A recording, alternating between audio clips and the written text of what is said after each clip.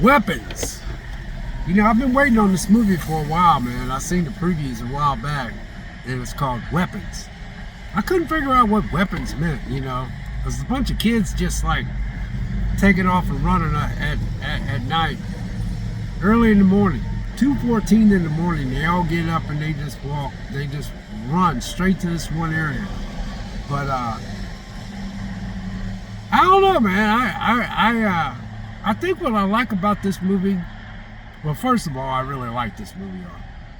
Second is I can see why this thing is sitting at I think it's sitting at a 93 Rotten Tomato score. I think at one time it was 100 Rotten Tomato score, but actually I do pay Rotten Tomato score, attention, but at the same time, a lot of Rotten Tomato scores, they've not been what I call, because a lot of times what a lot of people might like, I might not like. But anyway, back to Weapons. This movie, I enjoyed this movie. I couldn't wait to go see it. I was so jacked up to go see it. And I actually was going to go see it with a couple of friends.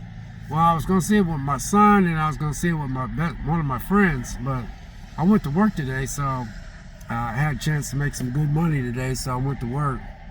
Thank God. And I went to work and made some money, and I got off work, and there was a 105 showing. And this movie is about a bunch of kids that just basically wakes up at 2:14 in the morning. They all just leave the house, and the parents don't even know where they're at. But the crazy thing is, these kids are all in the same neighborhood. They're just in this one house. But they just could never, it took this dad to kind of figure out where all these kids went. But this movie is uniquely filmed, because the whole time I'm in the theater watching this movie, I'm sitting there going like this, like, I can't figure out where they're going with this thing. I kept saying to myself. This is what I kept saying to myself. I said, I couldn't figure out where they was going. Because there was parts in this movie where it didn't even seem like they were focusing on the missing kids. It looks like they were focusing on individuals' life. You know what I mean?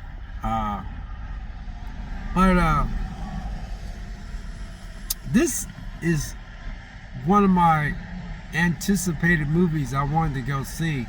And I'm going to tell you guys something about this movie, Weapons. It's exactly like it says, Weapons. Because if you watch the movie, it's almost like these kids were used as weapons. I mean, serious weapons. And,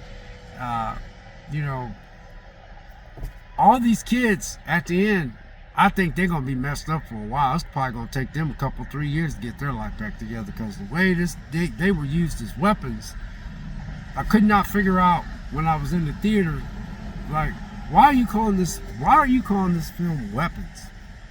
And as I was watching it, I still could not I couldn't put a finger on anything, because there was so many things that was jumping around, and I was like, why are you jumping around? But I did like the jumping around part. But it went to the school teacher, then it went to Josh Brolin. He's the dad. He was trying to find out what happened to his son. He was one of the main characters in there. And the girl that played in Silver Surfer and Fantastic Four, she's the girl that was she was a school teacher, and all these kids were come up missing in just her classroom. This is a pretty slick movie, man. It's definitely gonna go in my 4K collection. But man, I can't believe how they filmed this movie though, because it kept you so into it, but at the same time, I'm not gonna lie, I could not figure out what I was watching. And what I mean by that is I couldn't figure out. I was trying to, like, come on, man, what's going on with these kids, man? You guys done left the kids out of it, but then they didn't leave the kids out of it. The kids were still in it. It was just that they were giving you backstories of the teacher, and then they give you the backstory of Josh Brolin, the dad that was looking for a son. Then they give you the backstory of the drug dealer that was he was smoking. I think he was smoking out his pipe. I don't know if it was LSD or he was a pipe smoker. If you catch that, that's the hard stuff. He had needles and stuff. Had a backstory on him, and then it had a backstory on this cop So you had a backstory of the cop, you had the backstory of the school teacher, and you had the backstory of the Josh Brolin, who's playing the father. And yeah, and then you had a backstory of the I think it's the guy that worked at the school. But I thought he was a cop, but he was this guy that worked in the school. I don't know if he was the principal or a counselor or something, but you had a backstory on him. So when you went through each one of these backstories, then the backstory kind of got you into where everything's at now. Because I was getting a little frustrated, not with the movie. I was just getting frustrated with the fact that I couldn't figure out what went on with the kids. But to me, man, then you had a backstory of there was one kid that was left in the class, that all the kids that disappeared in this class, you had this one kid that is the only one that ended up showing up to school. And so you went into his backstory. And then when you got to his backstory, all the backstories lined up with all the stories, and then you went forward into where the present. And what was so neat about it is they had to have taken their time and put a lot of thought into how they filmed this, because a lot of times when you have backstories and go back and forth, it's cool how they get it all together, but the way this one they put together was uniquely made, because it was a good transition.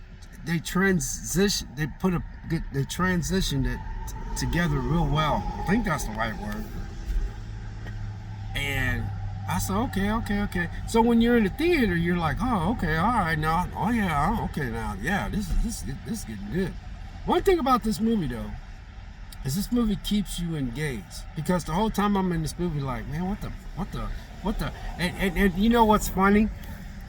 What's so funny? There was like, what the fuck? You know, you had that in there, because even I know that I would have said that. Watching this movie, they did a good job, because the way there was a dream sequence in this movie where the guy woke up and he's like, what the, you know, he used that F-bomb word. And so I'm sitting there like, I would have said that too. And then the school teacher, she said, what the? Because the way things were happening, it's the same way that it would happen if you was in real life. So the people that was behind making this movie put a lot of thought process, a lot of thought into making this movie. And that's why I think this movie is sitting at as a high Rotten Tomato score. You have to have what I did like about this movie didn't fancy smancy anything though. They kept it real. And that's one thing I did like about this movie. It was nothing, it just seemed like a movie you would watch in the 70s and 80s, but it wasn't a 70s and 80s type movie. It just was they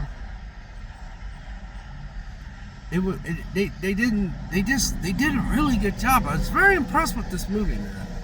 Cause I'm sitting in the theater going like this, like, man, would most people get into this movie? I think a lot of people will like this movie once it hits on digital. You know, when it's available to rent or it's available to buy digitally. I'm buying this on the steel case, because there was some graphics in here that was like,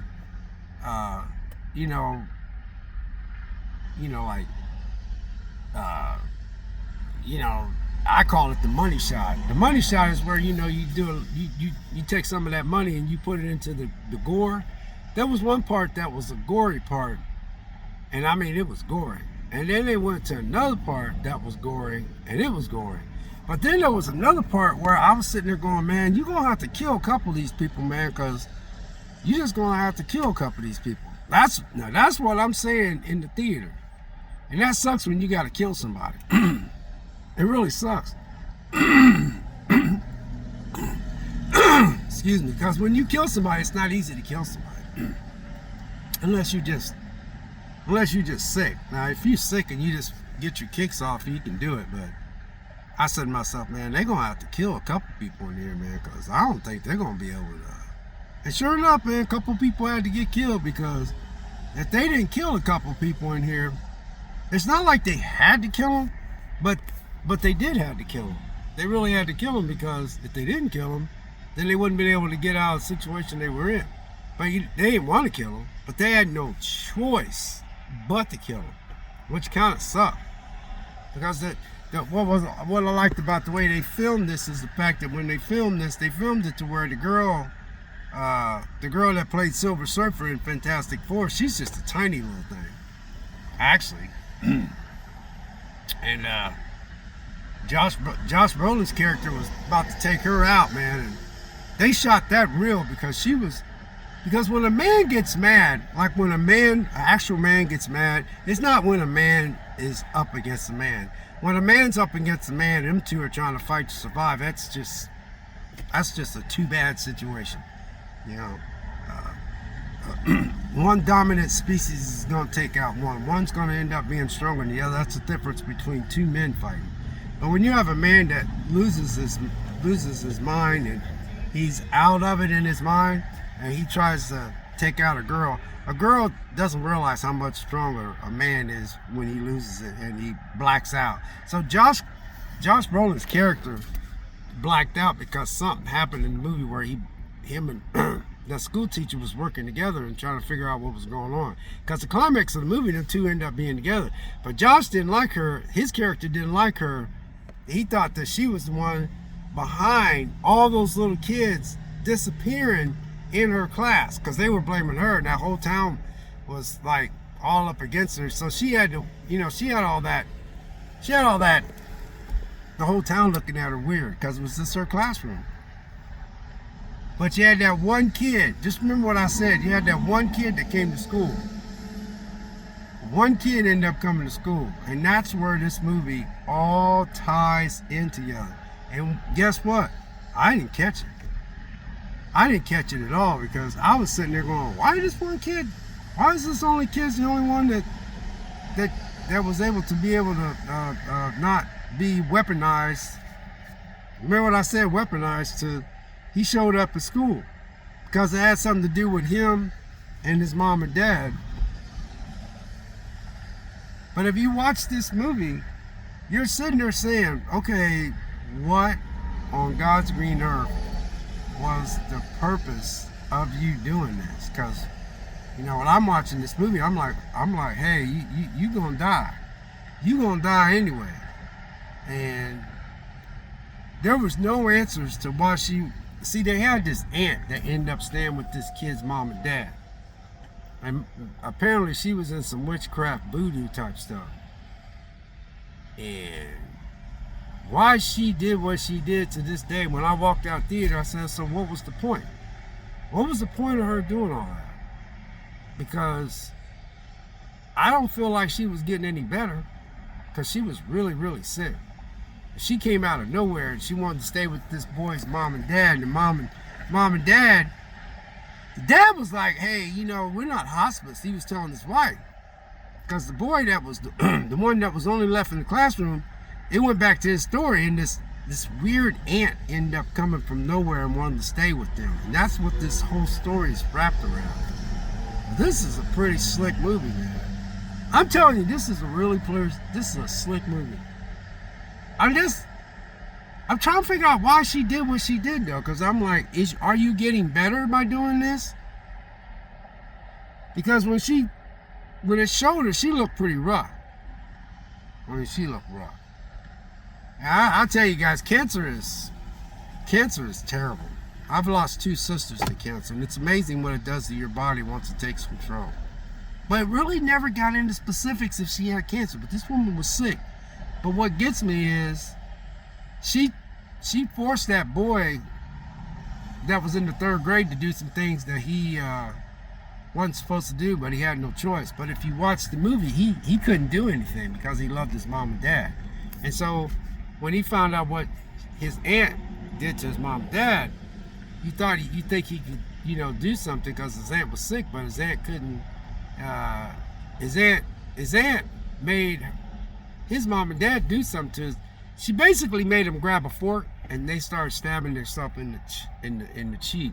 And the third year, that little boy was freaking out because he's trying to stop him from stabbing them in there. They was just stabbing each other. I mean, the mom picked up a fork and the dad, and they just gone to town. And that little boy was freaking out. So that's how she had that little boy. But I'm trying to picture together. I'm trying to figure out why she felt as though she had to do what she did to get all those kids in that place. And then this kid had to feed them Campbell noodle soup, and they ate. But they were under a trance. He had to feed his mom and dad, and then he had to go downstairs. He had to feed all 15 of them kids. I'm sitting there going, man, don't they have to use the restroom or some shit? I know they're going to have to take a leak or pee or something, but I guess when you were in a trance, maybe you don't use the restroom or something. All these things are going off in my head. I'm sitting there going, dang, man, that gotta be rough, man. You know, sit there. Because it even said in the movie that all these kids had disappeared for over a month and a half now, you know. But anyway, y'all, I'm just random raving. I love when I go to the movies. You know what? I'll be honest with you though. I know a lot of people I'll say that the movie theater experience is kind of like not there, but I still like going to the movie theater experience because when I go to the theaters, I end up liking the movie and I end up getting it on DVD. So, you know, 4K or something, Blu-ray. But the thing is, this is I'm gonna order this a Steelcase book. This is a really good movie, y'all. Really good movie. I suggest you guys go out here and get this movie. But like I said, man, I'm literally in the theater like this, like okay. I'm like, this is what I'm doing myself. I'm saying, okay, no.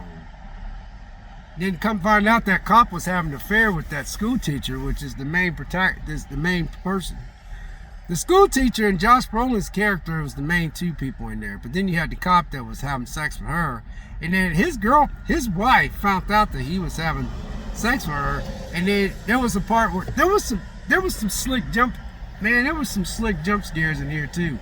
But these jump scares was not cheap.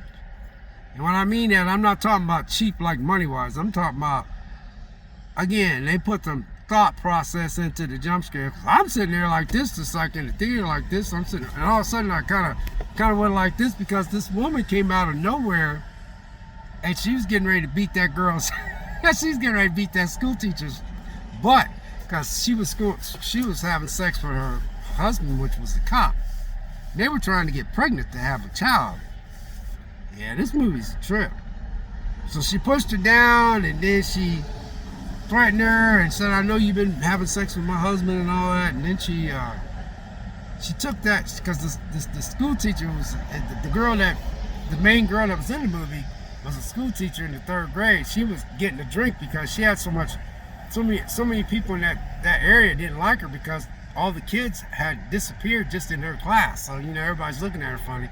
Somebody painted witch on her car. She couldn't get it off, so you had to drive around town with the witch. But again, when this woman made everybody trance out, she would do something and make them act like human torpedoes. She made them like human torpedoes. And the climax of that movie was pretty slick. But the climax of this movie, though, those parts of it I don't know if I could buy yet, because I said those kids are awful small to be breaking. They were going through glass and because they were in a trance. So, but then again, I got to think about how much strength that you could possibly have and how you can have your mind controlled to a point where your body might be doing things that you normally couldn't do in your natural mind. But at the end, those kids was going through some glass and going through some doors. I was like, man, those are little kids. They're only in the 3rd grade, man. Come on, man. But they were in a trance. But that climax was pretty slick because the only way that they could get out of their little trance was they had to kill that woman that was the aunt. And man, that money shot, I call it the money shot. The money shot is where they took her and they found she was running because she knew that. Because that boy figured out what she was doing because his parents was getting ready to kill him. And so he he watched what she was doing, and she didn't know that he was watching that much. So he ended up doing what she was doing, and then he ended up taking her little voodoo stuff and he flipped it on her and put the stuff, whatever she did with these sticks and the blood, he did the same thing, and he put it in the water. And as soon as she heard something, she knew that was it, because I mean, he broke whatever it was that he had control over there. So once she lost control, all the kids come out of that basement, man. She heard that rumbling. You're talking like 15 third grade kids coming up. They came up like stampedes, dude. I mean, they look like little steers, man, running. You know how steers run a stampede? Man, they knew they went directly after her. So she was running and running and running and running and running, and they ended up catching her, man. And I mean, they ripped her face off. I said, yep, there's the money shot. Now, when I say money shot, the reason why I say money shot is because a lot of times, I don't think the movie industry uses that anymore, but a lot of movie industries that have stuff called the money shot. The money shot is where they have money and they's like, we gotta put money. It's filmed okay. The filming is okay. Everything is running okay. But we gotta leave this money so we can put money into this shot. So I think movie industries use a certain amount of money, use it for the money shot. Well, that money shot was, I was in theater going like this. Oh man, I was like, oh. And it just kept showing. I said, oh shoot. They did a good job with the way those kids was ripping her mouth open and gouging out her eyes, and you talking about 15 third graders. So you take that times 15 times the strength times whatever trance they was in. I'm like, man. And when she died, man, they all just stopped. Again, why? That's my biggest thing. Why? All this came when she came to town and stayed with her so-called niece, which was supposed to be her sister's daughter, and her husband, and that's how that little boy got involved. And he was the only kid that was left in that third grade, and she told him to go to. She did something to his parents, and then he didn't like it, but then he couldn't do anything about it. Then he woke up and she was hurting, and he said, "Is there anything I can do to help you?" And he said, "Take you to the hospital, blah blah blah." She goes, "No," but she goes, "If you go to school, if you get everything." She goes, "I know what you could do to help me." She goes, "If you go to school, grab everything that's personal to all your classmates," and that's how all those kids end up being weaponized by her, and then they all end up in the basement of this little kid's mom and dad's house. But anyway, you guys, that's all I got. God bless, take care. I mean, I don't know if this is a top-notch quality movie. Seriously. And I definitely would give this thing, like, if it's a 5-star, I'd get 4.5 stars. I do, because this is a good movie. There's nothing I can say is really wrong with this movie. It's just my biggest thing was, did she do this because was she getting well by doing all this? Was there something making her feel better? But she was a weird looking woman, man. Because when she made her first appearance, I was in the theater going like this. I was like, dang, man, that woman looks.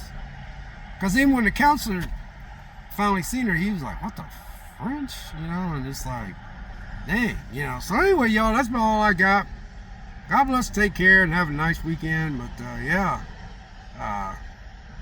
it's pretty cool, man, because I thought I was going to be in that theater by myself, but when I came in there was like 6 people. But then there was a lot of people that came in there that was like families and stuff, and it was kind of cool because I was in there with some people this time. And it was nice because you had a mixture of different type of people, and everybody was cool. Nobody was on the phone. It was cool. But yeah, weapons, y'all. Remember the word weapons. That's all you gotta remember. We'll catch you next video. God bless. Be safe out there.